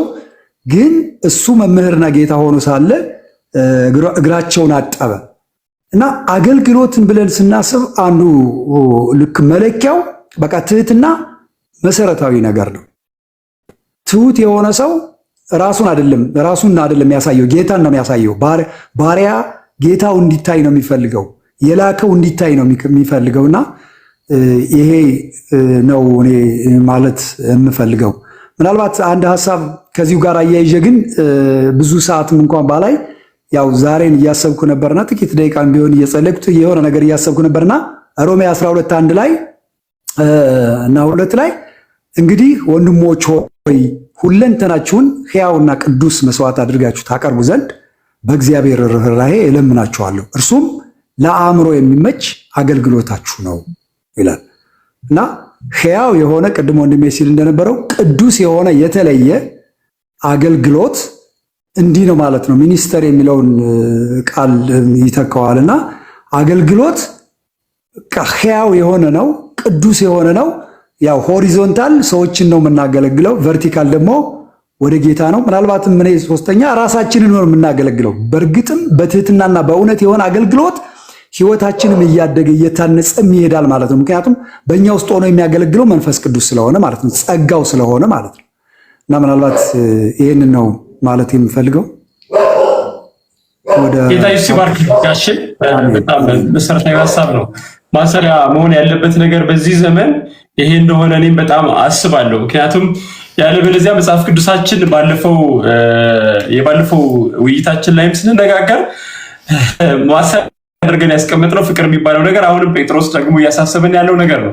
ቅድም ጌች እንዳለው ጽዬም ዋና ሊፈተሽ የሚገባው ነገር ልባችን ነው ብላ እንዳለችው የምናደርገው ነገር መነሻው ልባችን ካልሆነ እግዚአብሔርን መውደድ ካልሆነ ልክ አንደኛ ቆሮንቶስ ምዕራፍ 13 ላይ እንደሚናገረው በመላእክት ቋንቋ ብናገር ያለኝን ሁሉ ብሰጥ እሳት ከሰማይ ባይወርድ እንደዛ እንደዚህ ቢሆን በዚህ ሁሉ መካከል ግን ፍቅር ከሌለኝ ከንቱ ነኝ ብሎ እንደሚናገረው ይህ ልብ መጀመሪያ ከአገልግሎት በፊት በጣም እንደሚያስፈልገን ይታያል ማለት ነው። ሳቢ አሁን ወደ አንተ ነው መጣው። ታዲያ በዚህ ሁኔታ ባለፈውም ስንነጋገር የጸጋ ስጦታ ለሁላችን ተሰጥቷል ከተባለ በአካል ውስጥ ያለ ስራ የሌለው ብልት የለም ከተባለ ታዲያ አገልጋይ ማን ነው? የሙሉ ጊዜና የከፊል ጊዜ አገልጋይ የሚባል ነገርስ ምን ማለት ነው ሚለውን ወደ አንተ ላምጣው። ሳቢ ጸጋ ይብዛላችሁ። እሺ እየሰማችሁ ነበረ። ዛሬ ኔትወርክ ይሰራል እኔ ጋር በደንብ። ምዕራፍ 4 ቁጥር 10 ላይ ያለውን ሐሳብ እንመልከት። አገልጋይ ማን ነው የሚለውንና እንደዚህ ይላል። እንደ ታማኝ የእግዚአብሔር ልዩ ልዩ የጸጋ መጋቢ እያንዳንዱ ሰው በተቀበለው ጸጋ ስጦታ ሌላውን ያገልግል ምናምን ብሎ ያወራል እና እያንዳንዳችሁ ብሎ የሚያወራው ሐሳብ አለ። ስለዚህ እያንዳንዳችሁ ሲል ሁሉም አገልጋይ ናቸው ማለት ነው። ማለት የሆኑ ሰዎች ምናምን ብቻ አይደለም። እዚህ ጋር በምዕራፍ 4 ቁጥር 10 ላይ እያንዳንዱ ሰው ብሎ በተቀበለው ጸጋ ሲል የተወሰኑ ሰዎች ብቻ እያለ ሳይሆን ኢምፐርሰን ነው፣ ለብቻ ነው እያንዳንዱን ሰው እያለ ያለው። ስለዚህ እግዚአብሔር ኢየሱስ ክርስቶስ እንደ ግል አዳኝ አድርገው በተቀበሉበት ቅጽበት ለሁሉ ሰዎች በእነሱ ውስጥ ያስቀመጠው ጸጋ አለና እያንዳንዱ ሰው በተቀበለው ጸጋ ማለት በልዩ ልዩ ጸጋ አንድ ውስጥ ያለ ሌላ ጸጋ ሊኖር ይችላል አካሉን ለማነጽ ያለና ሁሉም በተሰጠው በዛ ጸጋ ውስጥ ሌላውን ሊያገለግል ማለት ራሱን ሳይሆን ሌላውን ፐርሰን በዛ ውስጥ ግን እግዚአብሔርን ራሱን ስለሚገልጥ የዳነበትን ያንን ነገር ሊያወራበት ስለሆነ አገልጋይ ማን ነው ሲል እያንዳንዱ ማለት ሁሉም ሰው ነውና በተለይ እዚሁ አንደኛ ጴጥሮስ ምዕራፍ 2 ላይ ያለው ሐሳብ ቀንድ አብትሽ ፖስት ያደረገው ወሬታችሁ ከሆነ ምዕራፍ 2 ቁጥር 9 ላይ እንደዚህ ይላል። እናንተ ግን ብሎ ከጨለማ ወደሚደነቅ ወይ አዲሱ መደበኛ ትርጉም ወደ አስደናቂ ብርሃን የጠራችሁን የእግዚአብሔርን ታላቅነት ሥራ እንድታውጁ የተመረጠ ትውልድ፣ የንጉሥ ካህናት፣ ቅዱስ ሕዝብ፣ ለእግዚአብሔር ለራሱ የተለያችሁ ሕዝብ ናችሁ ብሎ ቀድሞ የእርሱ ወገን አልነበራችሁም፣ አሁን ግን የእግዚአብሔር ሕዝብ ሆናችኋል። ቀድሞ ምሕረት አላገኛችሁም፣ አሁን ግን ምሕረትን አግኝታችኋል ብሎ ያወራል። ስለዚህ ቦርን አጌን በሆኑበት ቅጽበት ለእያንዳንዱ ሰው እዚህ ላሉ ሰዎች ሁሉ እግዚአብሔር ያስቀመጠው ጸጋ አለ። ያ ጸጋ ደግሞ ከጨለማ የዳኑበት ነው፣ ወደሚደነቀው ወደ አስደናቂው ብርሃን የመጡበት ነውና ሀብትሽ ውስጥ ባለው እግዚአብሔር ባስቀመጠው በዛ ጸጋ አካሉን ለማነጽ የእርሱን በጎነት ያወራበታል። እኔም ጋር ደግሞ ባስቀመጠው በዛ ጸጋ ያገኘሁትን ያንን ምሕረት አወራበታለሁ። ስለዚህ በአካሉ ውስጥ ሁሉም ፈንክሽን ያደርጋል ማለት ነው። ከዛ አገልጋይ የለም ብለን አናወራም ማለት ነው። ወይ ያ ሰው ያለውን የጸጋ እግዚአብሔር በሱ ውስጥ ያስቀመጠውን ያንን የጸጋ ስጦታ ወይ ደግሞ እግዚአብሔር የሰጠውን ጸጋ ይዞት ቁጭ ብሏል እንጂ በአካል ውስጥ እግዚአብሔር ያልሰጠው ጸጋ የለም። ለዛ ነው ጴጥሮስ ለእያንዳንዳችሁ ብሎ ለብቻ የሚያወራቸው። ጌታ አብዝቶ ይባርካችሁ። እመለሳለሁ። ተባረክ ሊሳቢ ጌታ ይባርክ። በጣም መሰረታዊ ነገር ነው። ብዙ ጊዜ ሰዎች መች ልታገለግል አስበሃል የሚል ጥያቄ ይጠያይቃሉ። ማለት እኛም እንደዛው ስለነበርን ማለት ነውና የሆነ ቀን ቀጠሮ አለው ለማገልገል ማለት ነው። ምክንያቱም አገልግሎት ተብሎ የሚታሰበው በኦርጋናይዜሽናል ቸርች በምንላት ኦርጋናይዜሽን ወይም ተቋማዊ አሰራር ውስጥ ወይ ሄዶ በቃ የሆነ ስራውን ለቆ ሙሉ ጊዜ ሰጥቻለሁ ብሎ ከዛ ወረፋ እየጠበቀ ምናምን የሆነ ነገር ማድረግ ብቻ እንደሆነ ስለሚያስብ ማለት ነው። ነገር ግን መጽሐፍ አሁንም እንደሚናገረው እያንዳንዳችንን በአካል ውስጥ በፍቅር የተጋጠምነውን ሁላችንን አገልጋዮች አድርጎ ያሳየናል። ቅድም ጆሲዬ ወደ ጀመረው ሀሳብ መልሼ መጥቼ በደንብ እንዲያወራበት ፈልጋለሁ። ምክንያቱም አገልግሎት መድረክ ላይ ያሉት እነዚህ የስብከት የምናምን ጉዳዮች ብቻ እንዳልሆኑ ቅድም የጀመረልን ነገር በጣም መሰረታዊ ሆኖ ስላገኘሁት ማለት ነው። ነገር ግን የዕለት ከዕለት እንቅስቃሴ እንደሆነ በእያንዳንዱ ኑሯችን ውስጥ በእያንዳንዱ መውጣትና መግባታችን ውስጥ አገልግሎት የሙሉ ጊዜ ስራችን እንደሆነ እኛ ሁላችን ቅድም እያነሳ ነበርና ጆሲዬ አንተ ጋር ልምጣና የሙሉ ጊዜ አገልግሎት ማለት ታዲያ ምን ማለት ነው? የሙሉ ጊዜ አገልግሎት የሚባል እኛ ሌሎቻችን በሙሉ የሙሉ ጊዜ አገልጋዮች አይደለንም ወይ? ወይም ደግሞ የሙሉ ጊዜ አገልግሎት የሚለው ተርሚኖሎጂ አንተ እንዴት ታየዋለህ ጆስ?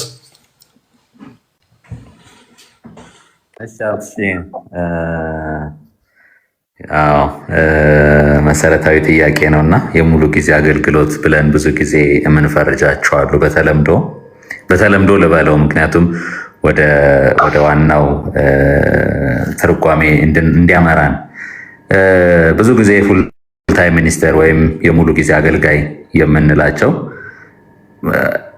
ከቤተ ክርስቲያን ተቋም ጋር አያይዘው ላይክ ደሞዝ እየተከፈላቸው የሚያገለግሉ ፓስተሮች ወይም ሚስዮናውያን ሚሽነሪስ የምንላቸው እንግዲህ እኔ እንግሊዘኛውን እቀላቀላለሁ ጌች ይቅር በለኝ። እነዚህ ሚስዮናውያን ወይም ፓስተሮች ተከፍሏቸው የሚያገለግሉትን ማለታችን ነው። በተለምዶ ሙሉ ጊዜ አገልጋይ ተብሎ ሁላችንም ጋር የሚመጣው ሁልጊዜ ቤተክርስቲያን ስንሄድ የሚቀበልንን ፓስተር ወይም ደግሞ የቤተክርስቲያን ሽማግሌዎችን ብቻ መስሎ ይሰማናል። ይሄኛው ግን እንደው በተለምዶ ብዬ ብለው እችላለሁ። ምክንያቱም መንፈሳዊ ትርጓሜው ቅድምም እንዳነሳ ነው በተለይ በአዲስ ኪዳን ለሚኖሩ ሰዎች ሁላችን አገልጋዮች እንደሆንን በቃ ማወቅ መቻል አለብን። አንደኛ ጴጥሮስ 2:9ን መሰረት በማድረግ በተለይ ለርስቱ የተለየ ወገን ነን ይላል። ስለዚህ አንድ ክርስቲያን ከሆነ ለርስቱ የተለየ ወገን ከሆነ ለዚያ ርስት መስራት በቃ እንደ ግዴታ የተሰጠው አብሮ የሚሰጠው ኃላፊነት ስለሆነ ማለት ነው እና ይሄን በደንብ እንትን ማድረግ አለብን። ስለዚህ አንድ ክርስቲያን ምን ማለት ነው ታዲያ? ግዴታ ይሄ ስንል ምን ማለታችን ነው? አንድ ክርስቲያን በተሰጠው ሙያዊ በፕሮፌሽን ብለን በምንለው ብዙ ጊዜ ሴኩላር እና ነን ሴኩላር ወይም ስፒሪቹዋል መንፈሳዊ ህይወታችንና ዓለማዊው ደግሞ ብለን ለምሳሌ ስራ ቦታ ስንሄድ ምናምን የሚያጋጥሙን ነገሮች ጋር እንትን ስለምናደርገው ስለምንለያየው እንደ አንድ ክርስቲያን ግን ይህንን መለየት የለብንም። በዚህ ዘመን አገልጋይ ከሆንን አንድ የኪነ ጥበብ ባለሙያ ይሁን መሐንዲስም ይሁን እንደነገች በንግድም በሕክምናም በየትኛውም የሙያ መስክ የተሰማራ እያንዳንዱ ሰው በተሰማራበት ሙያ እግዚአብሔርን እንደሚያገለግል። ስለዚህ አገልግሎት ቤተክርስቲያን ውስጥ ብቻ ፑልፒት ላይ ቆመን የምናደርገው የምንቀበለው ነገር እንዳልሆነ በጣም ማወቅ መቻል አለብንና ያ ደግሞ ስራ የሚደረገው የሚሰራው ለክርስቶስ ክብር ስለሆነ የሙሉ ጊዜ አገልግሎት አካላችን እንደሆነ በጣም ማወቅ መቻል አለብን። ስለዚህ የሙሉ ጊዜ አገልግሎት ማለት አንድ ሰው ጌታ ኢየሱስ ክርስቶስን እንደ ግል አዳኙ ከተቀበለ ጊዜ ጀምሮ እችን ዓለም ጥሎ እስኪሄድ እንደውም ከሄደም በኋላም ደግሞ ይቀጥላል ዘላለማዊ ነውና ድረስ አገልግሎት ማድረግ መቻል አለበት። ስለዚህ ለሁሉም ሰው የተሰጠ ነው ይሄ የሙሉ ጊዜ አገልጋይ የሚለው። እንደውም መንፈሳዊ ትርጓሜው አንድ ሰው በሕይወት ዘመኑ ጌታ ኢየሱስ ክርስቶስን ካገኘበት ዕለት ጀምሮ የሚያገለግለው የሚኖረው ሕይወት ራሱ አገልግሎቱ ነው ብዬ አስባለሁኝና በአጭሩ የሙሉ ጊዜ አገልጋይ ማለት ይሄ ነው ብዬ አስባለሁኝ። ሀብትሽ ጌታ ይባርክ ጆሲ። በጣም በጣም በጣም መሰረታዊ ሀሳብ ነው። አይሆፕ እኛን ራሳችንን ጨምሮ ይሄንን የሚሰሙ አሁን ላይፍ ላይ ያሉ ወይም ደግሞ በዩቲዩብ ሪፕላይ ላይ የሚመለከቱ ሰዎች ይህንን ድምፅ ከሰሙ በኋላ ቢያንስ የአገልጋይነት መንፈስ ወይም ደግሞ አገልጋይ እንደሆኑ ያነቃቸዋል ብዬ አስባለሁ። በጣም መሰረታዊ እውነት ስለሆነ ማለት ነው። ትዝ ይላችሁ ከሆነ እግዚአብሔር ሙሴን ወደ ተራራ ጠራውና ከዛ በኋላ በመካከላችሁ ማደር ፈልጌያለሁ፣ ስለዚህ አንድ አገልግሎት እንድታገለግሉኝ የምፈልገው ነገር አለ ብሎ ማደሪያ ድንኳን ስሩልኝ አለ ማለት ነው። እና እግዚአብሔር ሙሴ እግዚአብሔርን የሚያገለግልበት አገልግሎት አለ። ይኸውም ቪዥን መቀበል፣ ከእግዚአብሔር ጋር መነጋገር፣ ወዛት የመሳሰሉትን ነገሮች ነው። ነገር ግን የተሰጠውን ልኬታ መጥቶ እንጨት ቆርጦ ሚስማር መጥቶ ምናምን ታቦት መስራት የባስልኤል እና የኤልያብ ስራ ነበር እንጂ የሙሴ ስራ አልነበረም። ማና እግዚአብሔር በእያንዳንዱ ሰው ውስጥ ያስቀመጠው የጸጋ ስጦታ አለ። ለአንዱ ጥበብን መናገር፣ ለአንዱ እውቀትን መናገር፣ ለአንዱ እንደዛ፣ ለአንዱ እንደዚህ ተብሎ ግን ለእያንዳንዳችን መንፈስ ቅዱስን መግለጥ ለአካሉ ጥቅም፣ ለእግዚአብሔር አብ ክብር ደግሞ ለሰዎች ጥቅም ይሰጠናል ተብሎ እንደተጻፈ ባለማገልገላችን ምክንያት የሚመጡ እንደዚህ አይነት ነገሮች እንዳሉ ማወቅ አለብን። እስካሁን ባወራነው ሁኔታ ጌጅ ቀጥዬ ወደ አንተ ነው መጣው የሆነ ጎል ይታየናል ማለት ነው። በሌላ አገላለጽ ምን ማለት ነው? የመጨረሻው አልቲሜት ጎል አሁን ቅድም አንደኛ ጴጥሮስ 2:9 ላይ እንደተነገረው የእርሱን በጎነት መናገር ነው። የተጠሩ ሰዎች ሁሉ ስራቸው ወይም ደግሞ ሁላችን አገልጋዮች ነን ባልንበት በዛ መሰረት አልቲሜት ጎላችን የእሱን በጎነት ማሳየት ነው፣ እሱን ማክበር ነው። በዛ ውስጥ አብሮ ቤተክርስቲያን ማነጽ፣ ከዛ ደግሞ ሌሎች ሰዎችን መጥቀም የሚል ነገር አለው።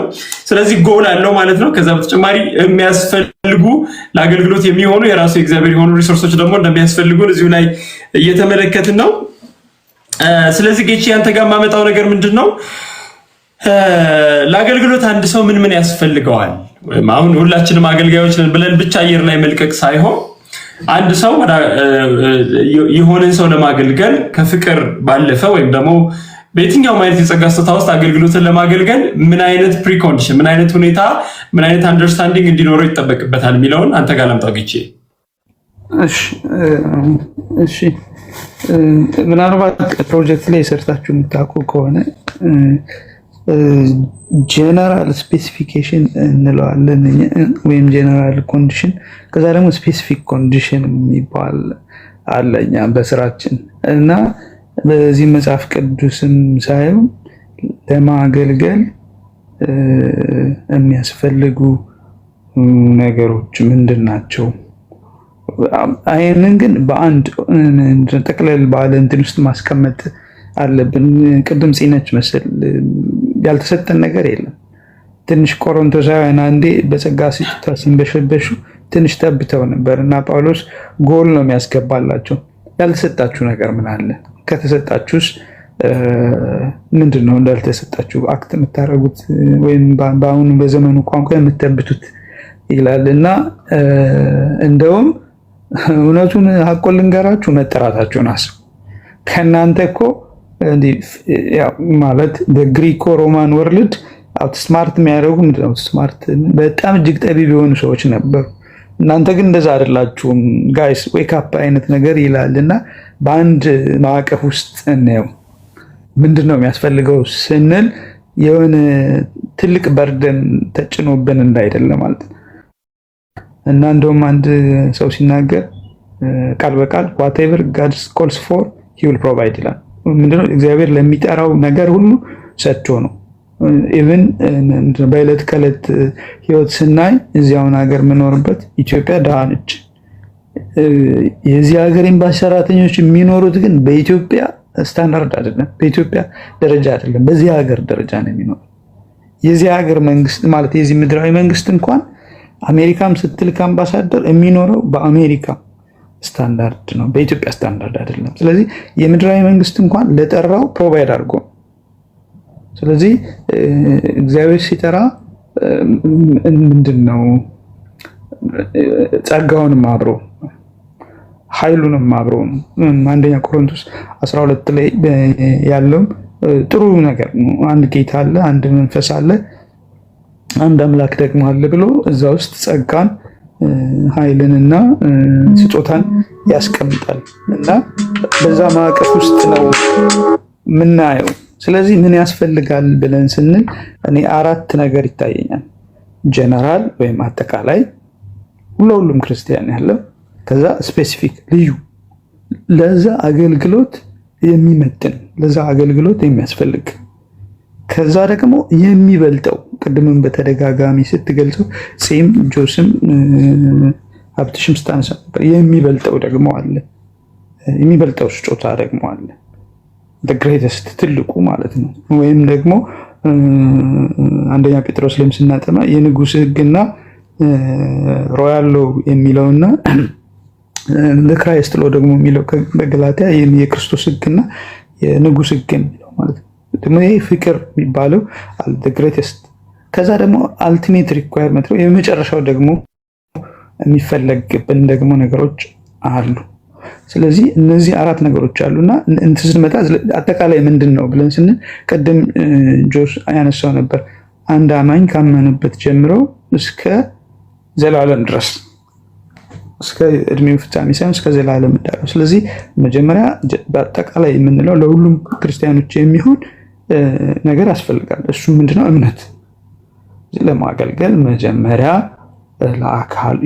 ምንድነው? አካሉን ነው የምናገለግለው። እግዚአብሔርንም ሰውንም ጌታንም የምናገለግለው በአካል ውስጥ ሆነን ነው። ስለዚህ መጀመሪያ በአካሉ ውስጥ መግባት ግድ ይለናል ማለት ነው። እና የዚህ ዘመን አንዱ ተግዳሮት ራሱ ምንድነው? ትምህርት የሌለው ቤተክርስቲያንና ቤተክርስቲያን የሌለው አማኝ ነው አሁን ያስቸገረውና ስለዚህ እምነት ያስፈልጋል። ከዛ ቅድም ስለ ትህትና ሲወራ የማንጠቅም ባሪያዎች በሉ የሚልም ትህትና ያስፈልጋል። ከዛ ጸጋ፣ ከዛ አካሉን ማነጽ፣ ቅድስና። እነዚህ ከሁሉም ክርስቲያኖች እንደውም አገልግሎታችሁ እንዳይሰደብ ይላል። ስለዚህ ቅድስና በውስጥም በውጭም ላሉ ሰዎች እንደ አጠቃላይ ሪኳየርመንትም እንደ ትእዛዝም ነው። አምላካችሁ ቅዱስ እንደሆነ እናንተም ቅዱስ ሆኑ ስለሚል ይሄን እንደ አጠቃላይ ነው ለሁሉም። ከዛ ግን ለሁሉም ሆኖ ደግሞ ስፔሲፊክ ወይም ደግሞ በተለየ ሁኔታ ደግሞ ለአገልግሎቱ የሚመጥን ደግሞ ምንድነው ሪኳየርመንት በአማርኛ ለአገልግሎት የሚያስፈልግ ቅድመ ሁኔታ ደግሞ አለ። ስለዚህ ለምሳሌ ዲያቆን የሚያገለግል ጭምት፣ አሁን እኛን ዲያቆንን አሁን አሸር ወደሚል አወርደ ነው ተራ ነገር አድርገነዋል። ግን በጢሞቴዎስ ላይም እንደምናየው በሐዋርያት ላይም እንደምናየው ከመንፈስና ጥበብ የሚጠይቅ ስራ ነው። አሁን ነው ይሄንን እንደገና ማንቴን የጀመርኩት። አንዳንዱን ነገር ያው እያየን ነው የምንማረው ከመጽሐፍ ቅዱስ ስላልሆነና ለዲያቆንነት እንኳን የሚያስፈልጋል እረኛ ወይም ኤጲስቆጶስ ቢሆን የሚለው ወይም ሱፐርኢንቴንደንት የሚባለው ወይም ኤጲስቆጶስ ተብሎ የተጠራው ወይም እረኛ በጢሞቴዎስ ላይ የተቀመጠ ክራይቴሪያ ያለው አስተማሪ ለመሆን ደግሞ ለማስተማር የሚበቃ ይላል ሁለተኛ ጢሞቴዎስ ላይ። ስለዚህ ዝም ብሎ ዘው ተብሎ አይገባም ነው። ስለዚህ ጸጋው ብቻ ሳይሆን ደግሞ ከጸጋው በተጨማሪ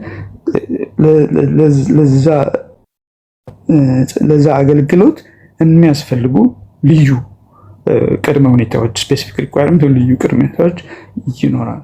ከዛ ዘ ግሬተስት ሪኳየርመንት ደግሞ የሚባል ቅድምም አይ ቲንክ ጆስ ነው መሰል ሲያነሳው በመላክ ልሳን እንኳን ብትናገር ፍቅር ከሌለው ልክ እንደ ድሮ መልቲፕሊኬሽን ታይምስ ዜሮ እንደማለት ነው። ስለዚህ ሞቲቭን የውስጥን የልብን የውስጥን ሀሳብ ሁሉ የሚመረምር የሚያሳይልን እና ጳውሎስም 12ን ዘግቶ 13ን ሲከፍት አክቹዋሊ እኛንን የከፈትነው እንትኑ ላይ። ስለዚህ ምዕራፉ ተከፍቶ ሲዘጋ የሚበልጠውን መንገድ ላሳያችሁ ነው የሚለውና የሚበልጠው መንገድ ሆን ብሎ መሀል ላይ ፖዝ ምንድነው ያቆመው ወይም ፍሬን የያዘ ይመስላል እና የሚበልጠው መንገድ ብሎ ነው። ስለዚህ ታላቁ ቅድመ ሁኔታ የሚባለው ስለዚህ ያለ ፍቅር ስጦታ ምንድነው ጽናጽል ነው የሚለው ምንድነው ጀስት ኖይዝ አይነት ነገር ነው። ድምፅ ሳይሆን ሳውንድ ሳይሆን ኖይዝ በአማርኛም እንደሆነ አላወኩም። አንዳንድ ነገሮች ስለዚህ እንደ ኖይዝ ነው፣ ዝም ብሎ የሚጮህ ነገር ነው የሚል ነው ማለት ነውና ስለዚህ ትልቁ ይሄ ነው የሚል አለ። ከዛ የመጨረሻው ግን ቀደም ሀብትሽም ጺም ስለ ደጋግ መጋቢዎች አንደኛ ቆሮንቶስ 4:2 ላይም ባይዘዌ መጋቢ የሚለው አለ፣ ስቲዋርድ የሚለው ወይም ታማኝ የሆነው። ስለዚህ አንደኛ ቆሮንቶስ 4:2 ላይ በመጋቢዎች መጋቢ በሆነው ይሄም ስቲዋርድ የሆነው የታመነ መሆን አለበት የሚል አለ። አልቲሜት እግዚአብሔር ቅድም ታማኝ አድርጎ ቆርላ አገልግሎት ሾመኝ በሚለው መታመንን ጠይቃል በመጨረሻው ግን ማለት ነው። ስለዚህ እግዚአብሔር አገልግሎቱን የሚለካው በታማኝነት ነው፣ በስኬት አይደለም። እና እንደውም አንድ አገልጋይ አንድ ቦታ ሄዶ ምንም ሰው ሳይድን አንድ ሰው ብቻ ዳነ። ያ አንድ የዳነው አገልጋይ ቦንኬ ይሁን ቢሊግራም ከሁለት አንዳንድ እና አንዳንዴ እኛ የምንለካው በጥራት በብዛት ነው የምንለካውና ታማኝነትን ነው የሚለካውና ካራክተርን ከካሪዝማ ይልቅ ምንድነው ባህሪን ከጸጋ ስጦታ ይልቅ ይመዝናልና መጨረሻ ላይ ግን ታማኝ መሆንን ይጠይቃል። ስለዚህ ሰብሰብ ሳረገው አጠቃላይ ለሁሉም ክርስቲያን የተሰጠ ልዩ ቅድመ ሁኔታ ለዛ አገልግሎት የሚመጥን የሚበቃ። እንደውም ቤቱን የማያስተዳድር ከሆነ ቤተክርስቲያን አያስተዳድርም። 4 ነጥብ። ምክንያቱም ስሞል ትንሿ ቤተክርስቲያን ቤት ነች። ስለዚህ ይሄ ስፔሲፊክ ምንድነው ልዩ ቅድመ ሁኔታ ውስጥ ይገባል። እዚህ ጋር የዘገቼ ምናልባት ሳትጨርስ አንድ ሰው በአገልግሎት መስመር ውስጥ ሆኖ እየኖረ ባለበት ሁኔታ ውስጥ አሁን ምንላቸውን አይነት ለአንድ በዛ ስፍራ ለሚያገለግል ሰው የሚጠበቅበትን ሁኔታ ሳያሟላ በዛው አገልግሎት ውስጥ መቆየቱን እንዴት ትመለከተዋለህ? ወይ ደግሞ ምን አይነት ሜጀር ቢወስድ ነው ማለት ትክክል የሚሆነው ብለህ ታስባለህ? እንግዲህ እኔ ብቻ አይደለም የምለው፣ በእርግጥም እንትን ያልኩት ከሪክ ዋረን ነው። ተግባራዊውንና መሆን ያለበትን ዘሪል እና አይዲያል ኮንፍሊክት ሁሌም ቸርች ውስጥ አለ።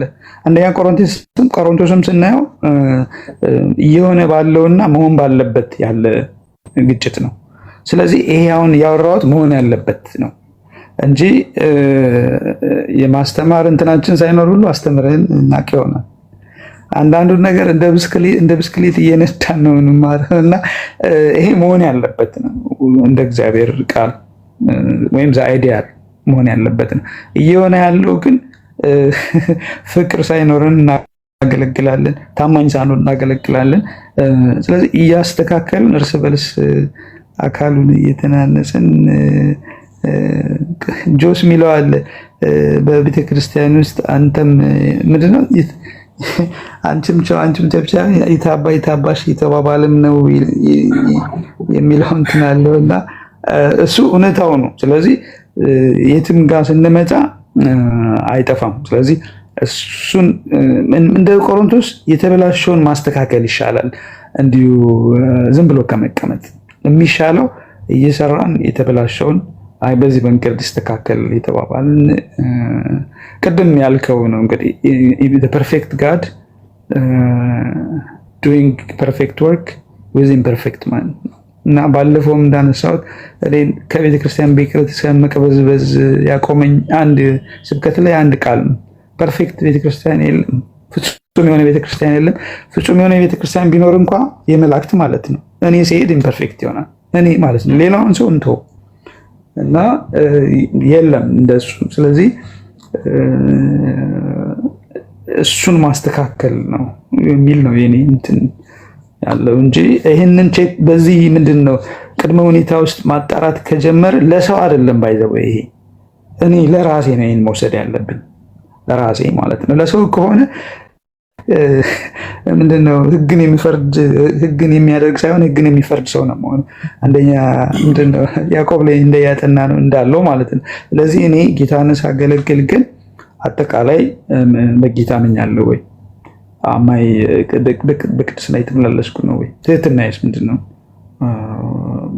ጸጋዬን እንትን እያልኩ ነው ወይ የሚለውን ራሴንም ወስደው ከዛ ደግሞ ዲያቆን ነኝ ካልኩ በዛ ውስጥ የሚያስፈልገው ጭምት የመሆን የሚለው እንደዚህ የሚያስቀምጠው እንትን እላለሁ ወይ ከዛ ትልቁን ኦቨርአርቺንግ ትልቁን ምንድነው ትልቁን ቅድመ ሁኔታ ፍቅር የሚባለው አለውኝ ወይ ከዛ አልቲሜትሊ ደግሞ ፌዝፉል ታማኝ ነኝ ወይ የሚለውን ወይስ እንደ ማን ነው እንደ ይሁዳ ከዛኛው ኪስ ደራሲ ኪስ እያመጣው ሳንቲም ላይሆን ይችላል ባይዘው ወይ ቅድም ክብር የሚለውንም አይተናል ብዙ ጊዜ እንደውም ጽያለሽ ነበር ክርስቶስን መትከል ሳይሆን ራሳችንን እየተከልን እንሄዳለንና ስለ እኔ ነው ስለሌላ በዚህ እንትን ቅድመ ሁኔታ ካረም ነው እኔ ከኔ ጀምሮ የሚያልፍ አይኖርም ግን መሆን ያለበትን ይዘን አይተን እንደ ግብ ቅድም ያልከው እንደ ግብ አስቀምጠን እየሆነ ያለውን ደግሞ አንጠልጥለን ነው የምንሄደው ማለት ነው። ጌታ ይባርክ ጌቼ። አይ ቲንክ በጣም እኔ ሰዓት ላይ በጣም ስትሪክት እንድንሆን አስባለሁ። እስካሁን ያወራነውን ነገር ስንመለከተው ቅድም ብዙዎቻችን ስትሉ እንደነበረው የመጀመሪያው ቅድመ ሁኔታ አገልግሎት ለማገልገል ከጨለማ ወደ ብርሃን መምጣት ወይም ደግሞ መዳን ነው፣ ብልት መሆን ነው ማለት ነው። ስለዚህ በአካል ውስጥ አንድ ሰው ከመጣ በኋላ በዛ አካል ውስጥ አንድ የኪንግደም ኦብጀክቲቭ አለ፣ አንድ የመንግስት ሀሳብ አለ። ይኸው ለንጉሱ ለራሱ ለእግዚአብሔር ክብር ማምጣት፣ በጎነቱን መናገር፣ ይሄ የመጨረሻ ስራው ነው። ይህን ለማድረግ ደግሞ ሆሪዞንታሊ ወደ ጎን ሌላን ሰው በመጥቀም ሌላን ሰው በማገልገል የምንገልጠው እሱን የምናገለግልበት እሱን መውደዳችንን የምናሳይበት ነገር እንደሆነ እናያለን ማለት ነው። ይህ ሁሉም የሚደረግበት ደግሞ መንገዱ ጸጋ የሚባል እንደሆነ ወይም ደግሞ ከሆነ ሰው የራስ የግል የሆነ ችሎታ ጋር የተገናኘ ሳይሆን እግዚአብሔር ራሱ ለዛ አገልግሎት በሰዎች ውስጥ ባስቀምጠው በዛ ስጦታ አማካኝነት ሆኖ የሚሆን እንደሆነ እያየን ነው ማለት ነው። ስለዚህ ተደጋግሞ ሲባል የነበረው አንዱ ነገር ከዳነበት ጊዜ ጀምሮ እስከ ዘላለም ድረስ የሙሉ ጊዜ አገልጋይ ነው። ሁሉም በክርስቶስ ውስጥ መኖር የጀመረ ወይም ደግሞ የእግዚአብሔር ልጅ ሆኖ የተወለደ ከመንፈስ ዳግመኛ የተወለደ ሰው ሁሉ የሙሉ ጊዜ አገልጋይ ነው የሚለው በጣም መሰረታዊ ነገር ነው። ስለዚህ ግቡን ሳይለቅ ጎሉን የእግዚአብሔር ማክበር የሚለውን ነገር ሳይለቅ ያለ እግዚአብሔር ደግሞ ምንም እንደሆነ ሳይረሳ በጣም በብዙ ትህትናና ፍቅር ይሄ ትልቁ ጌታ የሰጠውን እድል አብሮ ሰራተኛ ለመሆን የሰጠውን እድል በማወቅ በብዙ ትህትና አገልግሎቱን አክብሮ መያዝ እንዳለበት ቅድም ሁላችሁም ስትናገሩ ስለነበር ጌታን እጅግ አድርጌ አመሰግናለሁ። ስለዚህ ለአእምሮ የሚመች አገልግሎት ማገልገል እንዳለብን የጸጋ ስጦታን ዌስት ማድረግ እንደሌለብን በጣም ደጋግመን አይተናል። ሁለት ነገሮች ልናገርና ምናልባት የችኛዋን ብናገር የሚል ሰው ካለ እድል እሰጣለሁ። አንደኛው ታማኝ አድርጎ ቆጥሮ የሚለው አሁን ጌች ሲል የነበረውን ነገር ማሰሪያ ይሆናል ብዬ አስባለሁ። ሮሜ ላይ ጳውሎስ ሁሉ ኃጢአትን ሰርተዋል የእግዚአብሔር ክብር ጎሏቸዋል ብሎ ነገሩን ዘግቶታል እና አሁን ጌች ሲል እንደነበረው ፐርፌክት የሆነ ቤተክርስቲያን ፐርፌክት የሆነ ጋዘሪንግ የለም። ምክንያቱም ቢኖር እንኳን እኛ ራሳችን ስንሄድ ኢምፐርፌክት እናደርገዋለን ብሎ እንዳለ ዋናው ግብ ወንድምን ገንዘብ እያደረጉ በዛ ሰው ውስጥ ያለን ድካም እኛ እየሞላን የክርስቶስ አካል ፍጹም ወደ መሆን እንድትመጣ ማገዝ እንደሆነ ምክንያቱም እኛም ራሳችን ጋር ግንድ ስላለ ማለት ነው። የሌሎችን ሰዎች ጉድፍ እየተመለከትን መነቃቀስ ሳይሆን አብረን የምናገለግልበትን ነገር መያዝ ይኖርብናል። ሌላኛው መጨረሻው አገልግሎት በጣም ምን አይነት እድል እንደሆነ ለማየት ከኛ እንዳንዱ ተቆጥሮ ነበር፣ ከኛ እንዳንዱ እድል አግኝቶ ነበር ብለው ስለ አስቆሮቱ ይሁዳ ሐዋርያቱ የተናገሩበት ነገር በጣም ልብን የሚነካ ነው እና ስለዚህ በዚህ እውቀት ላይ ተመስርተን እንግዲህ ያው ከኛ ከራሳችን ጀምሮ አሁን ጌችም ሲል እንደነበረው ጆሲዬ በጣም ቢውልድ ባደረገው አገልግሎት ማለት ምን ማለት ነው በሚለው ሐሳብ ላይ ተነስተን ከጎናችን ያሉ ሰዎችን በማገልገል መሰረታችንን ፍቅር በማድረግ እግዚአብሔርን ለማክበር መንቀሳቀስ ይኖርብናል ማለት ነው። ምናልባት እችኛዋን ሐሳብ ብናገር የሚል ሰው ካለ እድል እሰጣለሁ። ሀብትሽ እሺ እኔ ላውራ ሜቢ አላቅም ፕራክቲካል ነገር ስለሆነ በህይወቴ ላውራው ብዬ ነው ያሰብኩ የነበረው። እንዴት ነው የሆነ የት ቦታ አቴንድ ማድረግ እንዳለብኝ እና መምለክ እንዳለብኝ የት ቦታ ገብቼ እንደ አካል ወይንም እንደ ብልት መስራ ብሆን እያልኩኝ የሆነ ጊዜ አስብ ነበረ። ቅርብ ጊዜ ነው ሩቅ አይደለም እና እንዴት ነው ጸልይ ምናምን እንላለን አይደለ? እንደዛ እስኪ ጸልይ ምናምን እያልኩኝ ማለት ነውና በእንደዛ አይነት ሁኔታ ውስጥ ነበርኩኝ። ከዛ እና የሆነ ጉባኤ እሄዳለሁ ግን በዛ መሀል አላቆምኩኝም ሄዳለሁ ምናምንና በዛ ውስጥ ምንድነው እለት በጣም የሆነ ነገር ይሰማኛል። የጸለይኩ ነው ብያቸዋለሁ፣ ግን የሆነ ነገር ይሰማኛልና የሚሰማኝ ምንድነው የሚሄድበትን ጉባኤ በጣም እየወደድኩት መጣሁ። ማለት የሆነ ምክንያት ምናምን የለኝም። በቃ ኤቭሪባዲ ሳያቸው በጣም ወዳቸዋለሁ። ለጉባኤው የተለየ ፍቅር አለኝ እና በቃ ይንሰፈሰፍላቸዋለሁ ልበላችሁ በቃ በሌላ አማርኛና ይሄ ነገር በጣም ግራ ይገባኛል። ውስጤ ላይ የሚፈጠረው ስሜት ማለት ነውና እንዴት ነው ፍቅር ውሸት አይደለም አይደል? እወዳቸዋለሁም አይደለም እና ቋለም ባይዘው ውስጥ ነው ያለውና ለምሳሌ ሀብትሽን ሳየው የሚሰማኝን ነገር ማቀው ነኝ ምናገረው ከመናገረው ንግግር ያልፋል። ልብ ላይ ነው ያለው ፍቅር እና በቃ from nowhere ነው በጣም የሆነ ኬር የማድረግ ስሜት ይሰማኛል፣ የመውደድ ስሜት ይሰማኛልና ምንድነው ይሄ ስሜት ስል አንድ ሰው በቃ ማገልገል የሚፈልገውን ኢቭን መገልገል የሚፈልገውን ባይ ዘ ወይ ሰዎች የሚሰሙን ብቻ ሳይሆን እኛ የምንሰማቸው ስንወዳቸው ነው። በቃ እኔ አሁን የሚገባኝ እሱ ነው። ለማገልገል ብቻ ሳይሆን ለመገልገል እንኳን ፍቅር ያስፈልጋል። ወላ እኔ ካልወደድኩት ሀብትሽ አያገለግለኝም። ሊያገለግለኝ እሱ ቢፈልግ እኔ ሀብትሽን ማልወደው ከሆነ ውስጤ ፍቅር ከሌለ ሊያገለግለኝ አይችልም። እና እኔ ብዙ ጊዜ አሁን ቤተክርስቲያን ውስጥ ሰዎች መገልገል አይችሉም። አገልገሉን ተውትና መገልገል አንችልም። ኢቭን አሁን ቤተክርስቲያን ላይ ሰው ቃል ሲያካፍል ምናምን በተለይ የምናውቀው ሰው ሲሆን ምናምን እንደዛ የሆነን እንመጣለንና እኔ እግዚአብሔር ይመስገን እኔ እንደዚህ እላለሁ ሁሌ የመገልገል ጸጋ አለኝ ብዬ እናገራለሁ። አላውቅም እንደዛ አይነት ጸጋ አለ እኔ ግን አለኝ በጣምና ለምንድን ነው በጣም ግን ብያሳስበው ሁላችሁ ፍቅር ነው። ኢቭን ለመገልገል ለመስማት እንኳን የሚያስችለን ጆሮአችን አይደለም መስማት የሚያስችለን ፍቅር ነው እንድንሰማ የሚያደርገን ለሰዎችም እንድንሰጥ የሚያደርገን የሆነ ነገር አይደለም ፍቅር ነው። እና ምን ተሰምን አወቅሽ ትሉኝ እዛ ቦታ መቆየት እንዳለብኝ ገባኝ። ምክንያቱም መገልገልም ማገልገልም የምችለው ፍቅር ሲኖረኝ ብቻ እንደሆነ ገባኝ። በቃ ስወዳቸው ማለት ነውና ይሄ የሆነ ሁዱር ተሳሳሙ ምናምን እንባላለን አይደል? ሰላምታ ተሰጣጡ ጌታን እኔ ፊል አደርገዋለሁ ከዛን ጊዜ ጀምሮ እንደም ብዬ ነው የምወዳቸው። አላቅም እንዴት እንደምትረዱኝ ግን በቃ ይሄ ነገር ገባኝና መልስ እንደሆነ ሁሉ ነው የገባኝ። እኔ እየጸለይኩ በጣም ምናምን ሌላ ታሪክ ውስጥ ገባለሁ ብዬ አስቤ የሆነ ድምጽ እየጠበቅኩ ነበረ።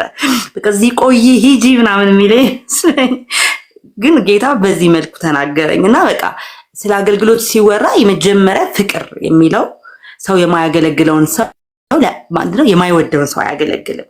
ላይክ አሁን እኔ ልጄን ያገለገልኳት ነው ያለሁት። እኔ አሁን ሲወራ ቆይተናልና በተለይ ስለ ቤት አሁን አገልግሎት ሲባል ቤተሰብን ስለማገልገል በደንብ ማለቴ ኢቭን ወላጆችን ልጆችን ማገልገል ባልን ሚስትን ማገልገል እንዲሁ ደግሞ መጽሐፍ ቅዱሳችን በጣም ደስ የሚል ስለሆነ እግዚአብሔር ቃል አሰሪዎች ሰራተኞች አሰሪዎችን ጌታን እንደማገልገል ቆጥረን እንድናደርገው ቢኮዝ ያገለገል ነው ስለሆነ ይናገራልና ግን አሁን ልጄን ማገለግለው ለሊቱን ሙሉ ምነሳው ኬር ማደርገው ባይዘይ ስለምወዳት ነው። ካለበለዛ ሸክም ነው የሚሆነው፣ ባይዘው መከራ ነው የሚሆንብን። በቃ አይሆንም። በቃና ሲጀመር ቃሉ ማገልገል ስራ ያልሆነበት ራሱ ፍቅር ስላለው ነውና በቃ ያለ ፍቅር ይመስለኛል ከሁሉም የሚበልጣው መንገድ ላሳያችሁ ያለ ስለጸጋ ስጦታ ሲያወራ ቆይቶ ከዛ ግን ቆዩ አለ። በቃ የሆነ መንገድ ላሳያችሁ ይሄን ሁሉ የምናደርግበት አንድ ኤክሰለንት ወይ አለና ፕራክቲካል ስለሆነብኝ መቼም ልረሳው ስለማልችል በዚህ ምክንያት እዛ ጉባኤ ተቀመጥኩላችኋለሁና ተባረኩ። ጌታ ኢየሱስ ይባርክሽ። የአሁኑ ውይይት አንዱ ዋናው አእምሯችንን በጣም ክሊር ያደርጋል ብዬ የማስብበት መንገድ አሁን ያለችው እንደገና ቅድም ጆስ በደንብ ደጋግሞ ያለው ነገር ነው። አገልግሎት በጣም ቅርብ ነው፣ ሩቅ አይደለም። ወይ ደግሞ የሆነ ፑልፒት የሆነ ስቴጅ የሚፈልግ ነገር እንዳልሆነ በጣም ማስታወስ ይኖርብናል። ያወራች ምን ትዝ አለኝ ዶክተር ማሙሻ በአንድ ቃለ መጠይቅ ውስጥ በጣም ውስጤ በቃ እግዚአብሔር ለማገልገል ተነሳሳልና በጣም መጸለይ ጀመርኩ አለ ከዛ በኋላ የእግዚአብሔር መልስ የነበረው የሚኖረው አብሮት ካገኘው ይደጋ ነበርና ወንድምህን እየመራ ወደ አገልግሎቱ ሰደው ወይም ወንድምህን አገልግለው የሚል መልስ እግዚአብሔር እንደሰጠውና አገኘሁን ይዞ በየቦታው እየዞረ በጣም ብዙ ጊዜ እንደቆየ ከዛ በኋላ እግዚአብሔር አሁን ወደ መጣው ቦታ እንዳመጣው ተናግሯልና አገልግሎት በጣም ቅርብ ነው። እግዚአብሔርን ለማክበር ህይወት ከሚባለው ነገር ተነስተን በዙሪያችን ያሉ ሰዎችን ፍቅር በማሳየት እያደገ የሚሄድ እግዚአብሔር በልዩ ሁኔታ በእኛ ውስጥ የሚገልጸውን ነገር እስከሚገልጥ ድረስ ተመሳሳይ በሆነ መልኩ በዛው በአንዱ መንፈስ የምንሰራው እግዚአብሔርን የሚያከብር ነገር እንደሆነ ማወቅ ይኖርብናል።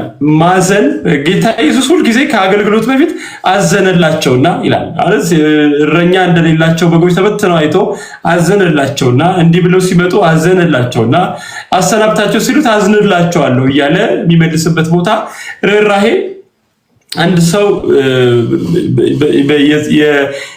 በፈውስ የማገልገል የጸጋ ስጦታ ካለው መጀመሪያ ለዛ ለታመመው ሰው መራራት ከሚገለጠው የጸጋ ስጦታ በፊት በጣም በሰውየው እንደሚያስፈልግ አይተናልና እግዚአብሔር የተባረከ ይሁን። ሰዓታችን አሁን 4:20 ነው። ሳሙኤል አንተ ልስጥህና በዛው ጸልዬ ጨርስልን። ተባረኩ። እየሰማችሁ ነበር። ጌታ ብስቶ ይባርካችሁ እና እግዚአብሔር መሬት እንዲወርድ ይርዳል። እውነት በጣም እኔ ወንድሜ ጆሲ ምናምን የሚባሉ ሰዎችን ሁሉ በደንብ ነው የምሰማቸውና እግዚአብሔር አብስቶ ይባርካችሁ። ደስ ብሎኛል። እግዚአብሔር አውርታችሁ የሚሰማችሁን ትውልድ ይስጣችሁ። እግዚአብሔር ንግግራችሁን የንግግር መቋጫ ሰውን መመለሻ ያድርገው። እውነት ከዚህ የበለጠ ትልቅ ነገር የለም ለኔ። ማለት እኔ ሌሰን ነው ተምሬ እየሄድኩ ያለሁት ባይብል ከፍቼ በስነ ስርዓት እየሰማችሁ ምናምን ነው ያለሁትና ጌታ አብስቶ ይባርካችሁ። እንጸልይ። መሬት እንዲወርድ እግዚአብሔር እንዲረዳን ከነገ በኋላ ባለው እያንዳንዱ ቀናችን ላይ እግዚአብሔር 100ም ሰው አገለገልን፣ አንድም ሰው አገለገለ ልጄ ነው የሚለውና ለአንድ ሰው የምናገለግልበትን ያንን ልብ 100 ሲሆንም ስናገለግል በዛው መንፈስ እንዲሆን ከምድር ሞቅታ አውጥቶ እግዚአብሔር ኢየሱስ ላይ የነበረውን ያንን ልብ እኛ ውስጥ እንዲያስቀምጠው እንጸልይ። አባት እግዚአብሔር ሆይ እናመሰግንሃለን፣ እናከብርሃለን። በልጅ በኢየሱስ ክርስቶስ ስለሰጠህን ጸጋ፣ ስለፈሰሰልን ጸጋ፣ ስለሰጠህን ደግሞ እድል እናመሰግንሃለን። እግዚአብሔር ሆይ እዚህ ገስት ውስጥ ስላሉ ወንድሞቼ እህቴ አመሰግንሃለሁ። በእኛ ውስጥ ስላስቀመጥከው ጸጋ፣ እርስ በርስ ደግሞ ስለተጠቃቀምንበት፣ ስለተጋገዝንበት ሁሉ ለማመጥ ስላስቀመጥከው ጸጋ በኢየሱስ ስም እናመሰግንሃለን። ይህ አእምሯችን ውስጥ የገባ ዕውቀት እግዚአብሔር ሆይ መጽሐፍ ሲናገር ቃሌ ሕይወትም መንፈስም ነው እንዳልክ ነገ በሚባል ቀን ላይ ስንኖር በኢየሱስ ስም በሕይወታችን ላይ ይገለጥ። በኢየሱስ ስም በሕይወታችን ላይ ይገለጥ። አካል ይልበስ። እግዚአብሔር ሆይ ትውልድን ታደግበት፣ ሰዎችን አስመልጥበት። እኛንም ደግሞ ክርስቶስን ወደ መምሰል ሌሎችንም ደግሞ እንደዛው ያንን መልክ እስክንመስል ድረስ በየቀኑ ክብርህን እየገለጥነ ያንን መልክ እስክንመስል ድረስ ከክብር ወደ ክብር እየተለወጥን እንድናድግልህ በኢየሱስ ስም ጸጋ ይብዛልን፣ ምሕረት ይብዛልን። በጌታ በኢየሱስ ስም እናመሰግናለን። የጌታ የኢየሱስ ክርስቶስ ጸጋ፣ የእግዚአብሔር ፍቅር፣ የመንፈስ ቅዱስ ኅብረት ከሁላችን ጋር ይሁን። ተባረኩ። አሜን አሜን። ተባረኩ። ጌታ ኢየሱስ ይባርካችሁ፣ ጸጋ ይብዛላችሁ። በተነጋገርንበት በዚሁ መንገድ እግዚአብሔር ለማገልገል ጸጋ ይብዛልን። ተባረኩ። ወዳችኋለሁ። በውሸት ከተማ እውነት እንግዳ ነው መስሎ ዛጉረሉ